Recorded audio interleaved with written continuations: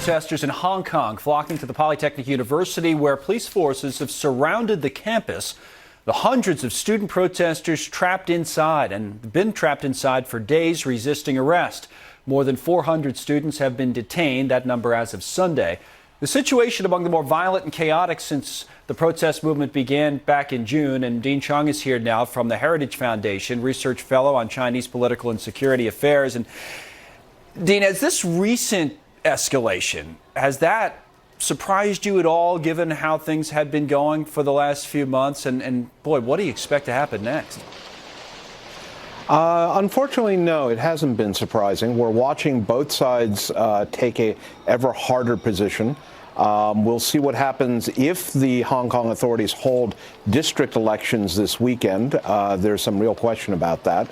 And either way, it looks like with the police besieging the campus, with people now firing arrows at the police, with casualties now among protesters and growing violence, I think we're in for a very ugly several weeks, if not months ahead. And looking at the Chinese state media's coverage of that, I looked at a few headlines that were out there earlier today. From the People's Daily, they said there was no reason in a commentary for compromise with the protesters. On television in China, on CCTV, there was a commentary that aired, and a quote from it said, "Any attempt to oppose China and cause chaos in Hong Kong will never succeed." And you wonder whether the pressure's now building to just end these protests by any means necessary, that the pressure on the police there to just get this thing over with. What do you think?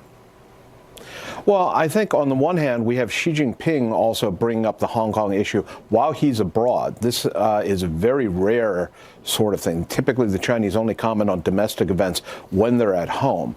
But the Chinese are also well aware that in today's connected world, especially a place like Hong Kong, rolling in the way they did into Tiananmen almost exactly 30 years ago is something that would absolutely devastate U.S.-China trade talks, Chinese diplomatic efforts, and the upcoming Taiwan elections in January. Even if it doesn't come to that, a repeat of Tiananmen Square, will Hong Kong, Dean, in your view, ever be the same? No, I think that we have definitely crossed the Rubicon in that regard. Hong Kong police have used firearms in a way that has almost certainly sapped their credibility. The students, many of them have become much more radicalized. And Beijing is looking at this, and it's almost certainly thinking to itself, if it's like this right now, what is it going to be like in another 20 years when Hong Kong fully reverts under PRC control? All right, we're watching it on a day-to-day basis, especially it appears on the weekends. Dean Cheng from Heritage with the analysis. Thank you, Dean.